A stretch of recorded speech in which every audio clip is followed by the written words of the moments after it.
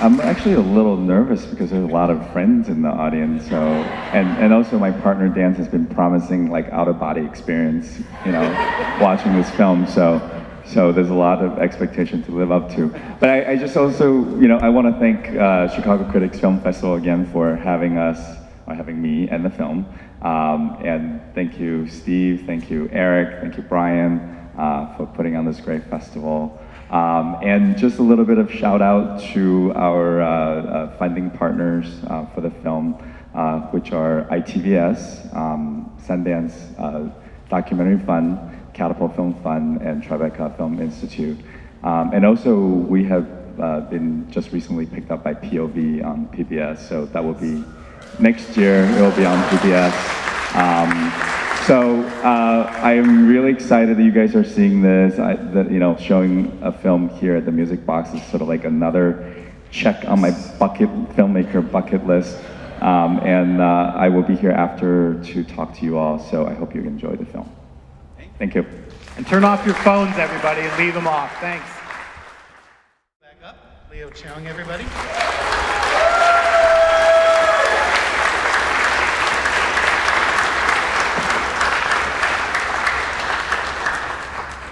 Let me read you something, and I forgot to write down where this is from. This is another critic who saw this, I think, I don't know where did this play before?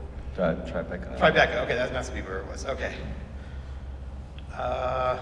Poetic multimedia fantasy in which a son travels through time to retrieve his father's fading memories.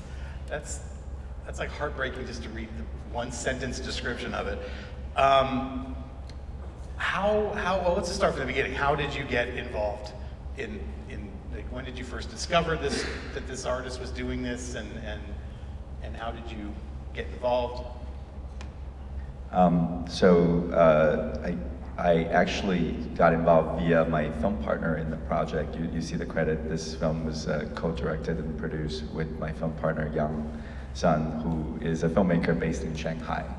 And he happened to be, at one point, one of my students. I actually was sent to Beijing in, I think, 2012.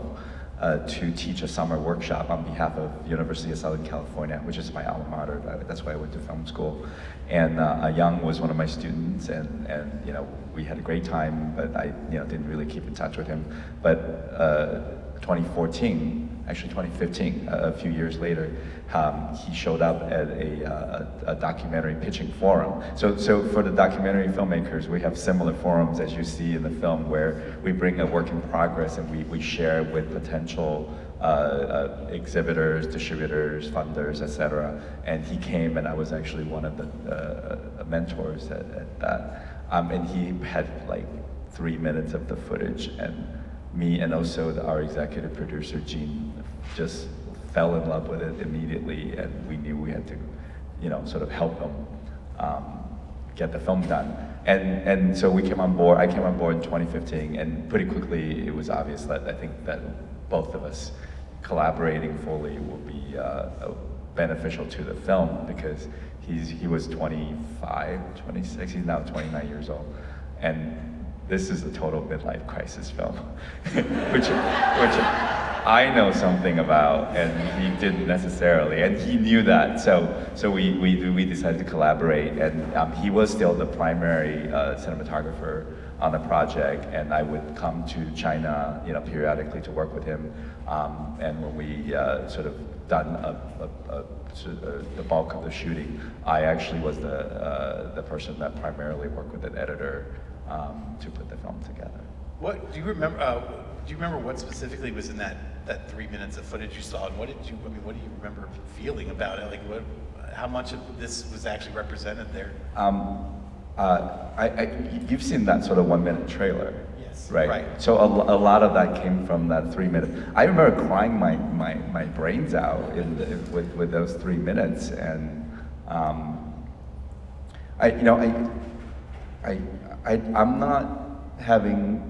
not having to become a caretaker yet with my folks.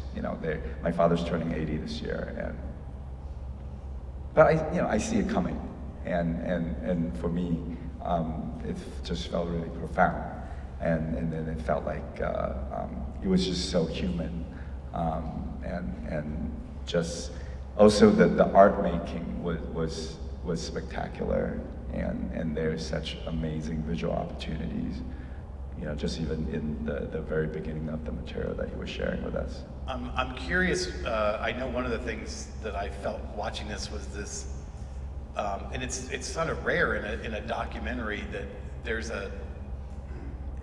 we talked about before, it's like a ticking clock, except you don't know where the hands on the clock are, because we're not exactly sure how quickly this is progressing. But there's a sense of tension there, and just like, was it frustrating as the filmmakers to watch him take so long to get every little detail right, and did you just want to say, just do it, just get it done so he can see, your father can watch this? And to talk about that aspect of it. Well, I feel like as filmmakers, we are in no position to rush people. No, I don't think you say anything, but in your head. We always knew that this was sort of two parallel stories, right? Like the story of the production, and then the story of the father-son relationship, and both story strands have this sort of ticking clock pressure, both like, is this piece gonna succeed in doing what he wanted to achieve, and also, is he going to have this relationship with his father that he wished for? I think that, I don't necessarily think that we actually we didn't feel the pressure. We just felt like we were capturing really beautiful interactions, and we knew that we will be able to put something together. But what we didn't know is that towards the middle of production, and when we started to put some of the footage together, like I remember really clearly, constantly, like we would talk about, like, is he gonna get married? When is he gonna get married? We need him to have a baby, because this is how we're going to finish the film. I mean, it is so obvious that he needed, it needed this next generation, because it's sort of, for a 40-year-old, it's a coming of age film, if you will. It's sort of like it's him being really naive in some ways at the beginning, and maybe knowing his own naivete, but still pursuing this goal regardless. But through this experience of working on this piece, and then having his own family, he matured in a way that he sort of understood life better, in a way that was really surprising to us, and allow us to learn, such sort of a profound lesson as well. Let me ask you about the shooting the scenes with the father, because, and we could have asked I don't know how many of you were here for the film before this, but we could ask, anytime you're shooting someone with some sort of health issue, whether it's mental or physical, and how do you shoot that? How do you approach shooting that without making it feel like you're exploiting the situation, or getting they're too off too much? What was your sort of policy going into that? That we were lucky because they're actors. The parents, they're performers. The mother's actually a really well-known soap opera actress. Like people recognize her. And Ma Liang always joke about how growing up he was always like, his mother's son, and then until he made a career for himself, he was always known, in reference to his parents. So they were super comfortable in front of the camera. They were, and also, I think that them being artists themselves, they really appreciated, a younger generation of people who are making work be around them, and they also appreciated the fact that we were there to, capture their legacy, preserve their legacy. So, even towards the beginning, when the father was still, cognitively pretty aware, and still, remember a lot of things, that he was always, over and over again, just telling us how happy he was. And with Yang, as I mentioned, was the primary cinematographer. I mean, it was definitely like a grandfather-grandson relationship. He really kind of got a kick out of this kid always around with a camera on his face, and asking him about his history, asking him about his work. And as, picking up our directors in China, it's like, I don't know, people making folk arts here in the US. It's not sexy, right? It's like, it's a art form that's seen as, you know, sort of niche and maybe out of date and maybe no longer relevant. So for him to have this really, you know, young kid coming around and being excited and wanting to learn more, it was, you know, he was very excited about that. At the same time, I don't know, I mean, if you remember some of the shots in the film, some of the intimate moments were shot from behind. And that was definitely something that we were struggling with, you know, whether or not to kind of jump in front and be seen in this moment of intimacy, or figure out a way to express the intimacy without interrupting the intimacy. And as documentary filmmaker and documentary camera person, you know, especially, you're trained to just get in there, get close, you know, don't be shy. But and like John and Chris were saying, you know, earlier for the previous film, you know, it's a tricky balance between the trust and the relationship you have with the subject and the material that you're capturing, and you cannot cross the line of being exploitative. Did you, I remember my first thought when I saw them going to New York, and because I had assumed that was going to work, because who the hell wouldn't want to invest in that show? But I thought, oh my God, did they tour this in America and I missed it? Because that's all I could think of, was like, I need to, where can I fly to go see this production? Because you don't show it to us in its entirety. But I'm wondering, like, is this still an active Madame, when he first started this project, he really just had very little expectations expectations in terms of the scope of the play itself. He just really thought that he wanted to do something small and collaborate, and you know, he makes work across different medium. So, you know, for him, it's like it didn't necessarily have to be this big stage thing. But when he started to create it, I mean, there was so much interest that people just came in, like the investor you saw in the film, you know, and offer him, you know, substantial amount of resources, and it got bigger and I think more complex than he was prepared for, and it got complicated. I mean, I think that whole thing, it really, in some ways, compromised his creative process. Towards the end, it didn't necessarily have the big commercial success that he had initially wanted. But they are still performing it, and they are still working on it. Actually, earlier this year in March, they just had a limited run in Shanghai, and you know, it's our hope that maybe through our film, and we're going to have a Chinese theatrical distribution for this film, that it will generate more interest for the play. It almost seems like it's not your primary story, but watching him at times deal with that, you know, and people are saying, getting frustrated because it's taking so long, and clearly he wants investors and he's frustrated that he's not getting it, but at the same time, he doesn't want to rush this. This is so personal to him, and you can almost, I don't think he actually says it, but you can almost sense him thinking, okay, this is for my dad, leave me alone, let me get it right, you deal with the business side of it. Did you sort of get a sense that was his take on this? Yeah, it's a tough balance. You know, and also, you know, it's not really clear in the film, but Tianyi, you know, Madame's wife, is actually the one that runs the show. I mean, she's the one with the theater background, and she's the one that actually is organized and has a business sense, that she was the one that dealt with a lot of this logistical and you know, sort of financial situation that just ballooned as the process goes on. So yeah, I mean, he's an artist. He really does not, you know, he's an artist in some ways, in some of the pure sense, which is ironic because he actually for years made money as a commercial director. You know, because his material is so visual and so interesting that a lot of commercials houses decided to hire him, and he also worked a long time as an art director. But for something like this, he really saw it as a very personal piece, and he just would have rather been left alone to work on it himself. Having seen the finished product, probably more than once, I'm wondering, do you think it accomplished what he set out to do? I like to think, and this is sort of a weird way, and actually I talked to Madame about this, you know. I feel like the film ended up to be the piece that he wanted to do.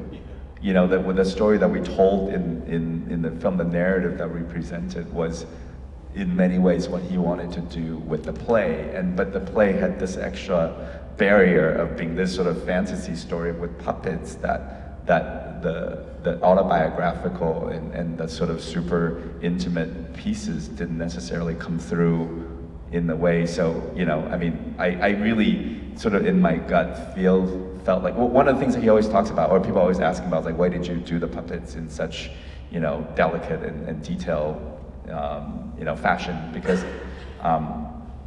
you don't need to have that much detail for stage performance. But for him, it's like, well, that's the only way I know how to do it. I'm such an inexperienced theater artist that's the way that I proceeded. But for us, it's like, thank God he did that. You look great in close-up. Yeah. You know, thank God he did that, because now we can tell this story, which, you know, we actually asked him not to see it until 3 weeks ago in New York at Tribeca, and he saw it for the first time. And let's say that it was like a crying mess in the theater. The audience was crying, we were crying, Marianne's crying. You know, it was just a really incredible, special occasion. I mean, you've only been playing the film for a few weeks. It's only started to make the festival circuit rounds. I have to imagine something that strikes such a personal note, that audience reactions, everyone's reactions, you might get flooded with people going, oh, I'm going through something like this. And tell me just about some of the initial reactions. And I'm sure you'll get some here today too. I've been saying to folks, like, I don't think I cry so much, you know, making my work and also showing my work as I have with this piece. And you know, I've had lots of friends come up to me really emotional after the screening and kind of sharing stories, either personal stories or, you know, stories of extended family experiencing this. And I just find it to be sort of this weird mixture of like being profoundly moved and sad but proud that you know, that I really feel sorry that they're going through this struggle, but at the same time, I'm so grateful that our work, you know, touch, you know, the audience in such a way that they felt like they felt the urge, you know, even though there's something that they probably most of the time wouldn't want to share with, you know, friends in a social occasion, to come up to me and we just really share it. And so there was, it's been really amazing. It's just been really amazing. I don't know if I can sustain it emotionally, because I think, you know, at some point I would just be so spent, but thus far it felt like an incredible honor to be in that position. We have a microphone over here. I think it's there. Yeah, there it is. If you have questions, please come over, line up. I'm going to ask one more, so while I'm doing that, please feel free to come over. Can I just quickly say that, you know, please follow us on social media. We're just starting the run. We are working on a theatrical release. It sounds like it might happen. So we're crossing our fingers. I don't want to jinx ourselves. But all of our social media handle plus our website, it's all Time Machine Film, timemachinefilm.com. Time Machine Film on Facebook, on Instagram, on Twitter. Please follow us. You know, we want to keep you updated. Please tell folks about the film. We're going to continue to play in festivals, at least in the immediate future, around the world. We're going to New Zealand first. I'm not going, which makes me very sad. But the film is at the Dark Edge Festival in New Zealand in a couple of weeks. So. Any reactions on social media actually make a huge difference, especially when they're trying to find someone to distribute a film. I want to ask you a technical question, because the way that you shoot the show itself, the stage production, is different. You don't shoot it like from the audience. It's very close. We're like in it with them, with the puppets. And I'm wondering, what was your approach to shooting the show itself? We wish we could shoot on stage the whole time, but we had, you know, Madame gave us so much access that we shot a lot during rehearsal, and that's how we were able to get close. You know, I mean, you saw the plane scene. There were like dollies and jib arms, and you know, I mean, that's stuff that you couldn't do when there's an audience. So they allowed us, as they were rehearsing to shoot a lot of that stuff. So we were able to have the choices that most people shooting a live performance wouldn't have. I mean, we end up shooting, I don't know, like 15 shows. It was quite a lot, you know, between the rehearsals and the performances, and we just didn't know, you know, a lot of that we were also kind of waiting to see if Manan was going to have a reaction after the show, so we were just always there. We spent quite a bit of time kind of hanging out with them towards the last stretch. Okay. Yeah. Hi, my name is Arlita Hall. Number one, I want to just thank you for sharing this with us. I am a caregiver for my father who has Alzheimer's, and I also kind of try to utilize improv to communicate with my dad, so I kind of just agree with everything that he says. So it's interesting to see you all kind of do the same thing with this piece. So I guess for myself, this is therapy for me. To be able to watch someone else experience what I'm experiencing and still using their art to create a way to speak for their dad. My father thinks he's a principal still, so I get lessons plans every day. So to see his father kind of be interested in, I'm sorry to ramble, I've been trying not to cry the whole time this has been going on. But I guess my question that I want to ask is, as you as a director and also filming it, how did you all focus on his dad? Like, what was the, how many hours did you spend over there a day with him? And for you, how were you able to kind of deal with that day in and day out, speaking with him and staying in that moment? Like, how did you focus on staying in that moment for you yourself? Because we're in a world where we're constantly forced to be anxious to move on. So, but when you're dealing with clients with dementia, you have to stay right there where they're at. So how was that for you? So I will be speaking for my film partner because he was the one that you know, shot a lot of the scenes with Manan's dad, and you can hear his voice in the film. You know, we actually didn't spend a ton of time with them, but at some point, I mean, Young just kind of developed this like really sort of endearing relationship with I'm even saying the grandparents, with Manan's, you know, parents, that he would just go over there and kind of hang out, and they would feed him, and they still joke about how like he's like so shameless, he would crash on the couch without being invited, you know, so he just like kind of hung out there and capture what he could, and you know, we were following them. I mean, we have these scenes of them going to cemetery to look at plots for themselves. We have these other scenes that, you know, I mean,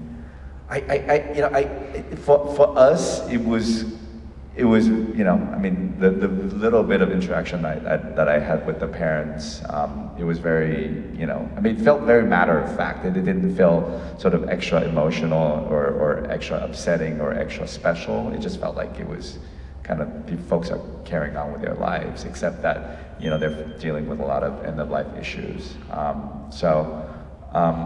But I mean, this is, you know, I mean, one of the things that, because, you know, the dad, he always repeats his story, so eventually we were actually getting the same story like 20, 30 times. And you know, that was kind of an interesting experience for us to decide, like, well, you know, what do we do as filmmakers with that? Like, do we continue to spend time with them, or do we feel like, okay, well, you know, I think that these are the stories that he's going to be willing to share with us, or he's able to share with us. I don't know if that kind of answers your questions or not, but I do also want to say that one of the things that we do want to do with this film, and you know, we were not sure how the American audience would react to it, because it is in China, it is in foreign language, but so far, you know, we've been getting this reaction of like, this is really universal, people do respond to it, that we are starting to connect with a lot of like,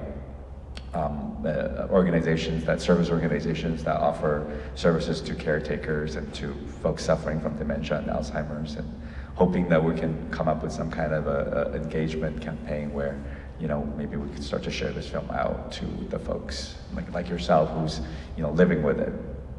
Okay, thank you. Thank you so much. Yeah. Hello.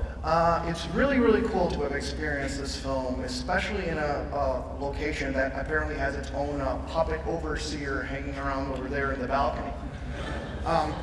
And speaking on the idea of the puppets, one of the things I was really interested in on this film is how you guys have to make creative choices upon a subject who has his own creative choices.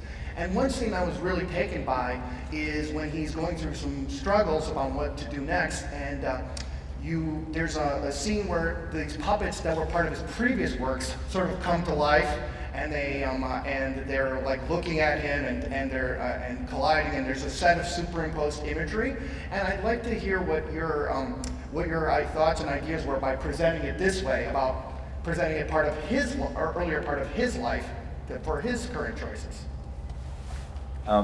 So we always refer that sequence as the nightmare sequence, and honestly, I just wanted it in the film, and it actually we had sort of endless discussions with our editor, like why I'm like, well, because this is in some ways, if you look at the film, that might be very close to literally in the middle of the film, like the chronological middle of the film. So much of what we were trying to do when we were constructing the film in post-production is to get into Ma Liang's head. And that's how we decided to use this Dear Child device, which, by the way, a lot of it are texts that came out of his own personal writing. He published a few books of essays. So for me, this film has a collection of thoughts, like extractions of what was in his head. But a lot of it felt like it was self-conscious, right? It was him through his writing, through his philosophy. But that was a moment where we felt like we were trying to extract things from his head that he was not aware of.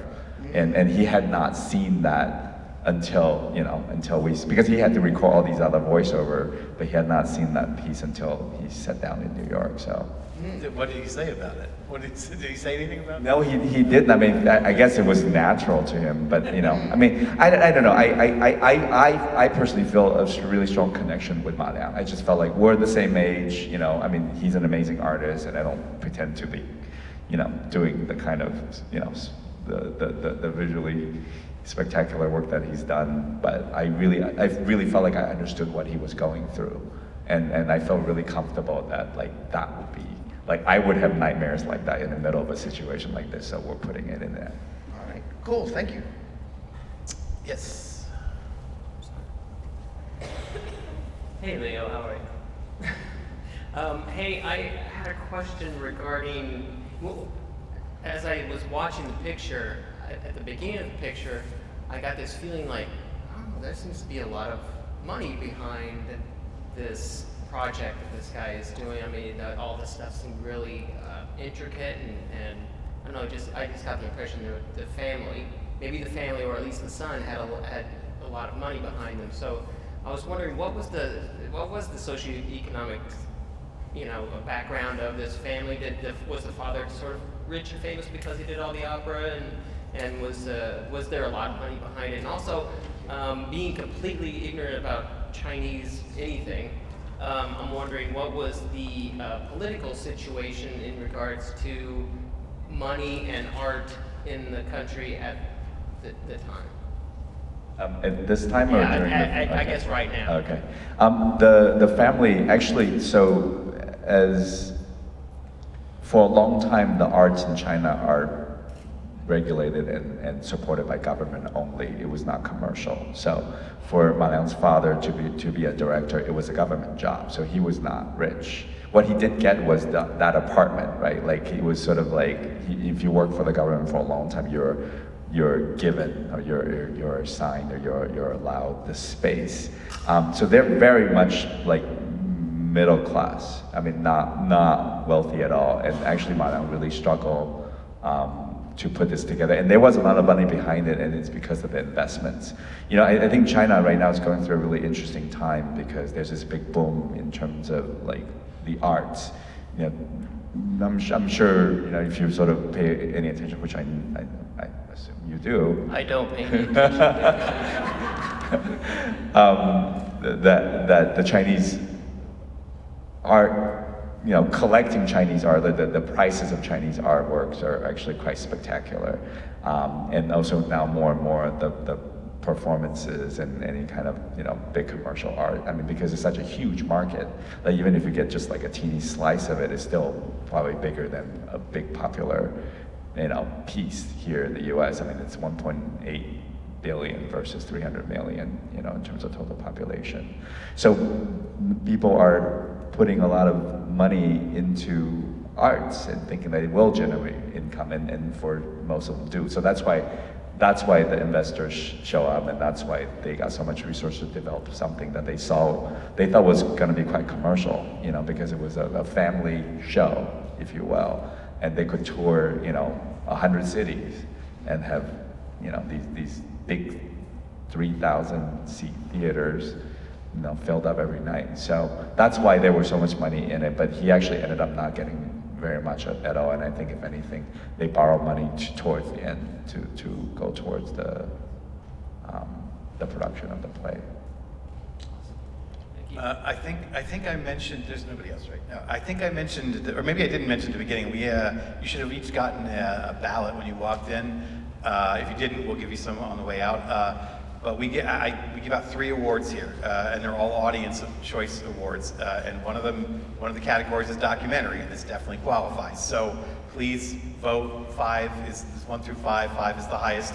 But we just want to make sure it makes a huge difference. He can put it on his poster if he wants, if he won an audience award. Yeah, and if you're not going to vote 5, please don't vote. Do vote, please. Vote. Voting is important. Okay, one more question. Yeah. Hi, my question has to do with the representation of the artist, which I thought was one of the most interesting aspects of this film. I thought you did an amazing job of really showing the type of immersive attention and kind of complete, kind of like complete dedication to the idea, to the concept of the work, and showing how that stays hooked in as it evolves and then diverges in a way from the original idea, and how the actual making of the thing is so immersive in relationship to, say, the commercial kind of financial ultimate realization of it in the end, and how those might not really actually correspond. And I wonder if you could talk a little bit about that kind of thread in the film. The really interesting thing is, as I mentioned earlier, that he actually for a while worked as a commercial director, and he gave that up because he wanted to make more personal work, and he was very clear that was something that he was not willing to compromise. Watching him create it, it's sort of spectacular, and I also would really like to think, yes, this is a story about father and son, but for me personally, it's like a love letter to art making, and to all you artists out there, Katie and Rick and the last 2 folks that came up and spoke. I mean, I just felt like, I know you guys understand what he went through and what was going on. I think that for him, the struggle was always how to keep integrity in the growing scope of the production, and also struggling with the idea of like the lure of commercial success. I mean, as much as he talked about how he wants to do it as a personal piece for himself and for his father. I mean, I'm sorry, I guess there are some artists who just really sort of despise commercial success, but I know when somebody tells me that, well, your film's gonna show in like 1,000 theaters, I'm gonna figure out a way to make it happen, So for him, it was like a struggle to figure out, well, yeah, I do kind of want that, but how do I still keep this original intention of wanting to make this as a really, really personal piece? So I don't know if that answers your question, but that's kind of something that we saw constantly, and till now, I don't think he's really figured out that struggle, and I don't think he ever will. Like, none of us will ever will figure out that equilibrium between wanting to make the things that we want to make and wanting to, have an audience and wanting to be able to, be sustainable. Okay, so remember this film, talk about this film, post about this film. What was it? Time Machine Film? Is Time the Machine handle? Film is the handle. Okay. TimeMachineFilm.com is the website. Leo, thank you so much for coming out to Chicago and bringing this film. Thank you guys for sticking around. And you'll be outside. You want to talk to Leo some more, go out in the lounge.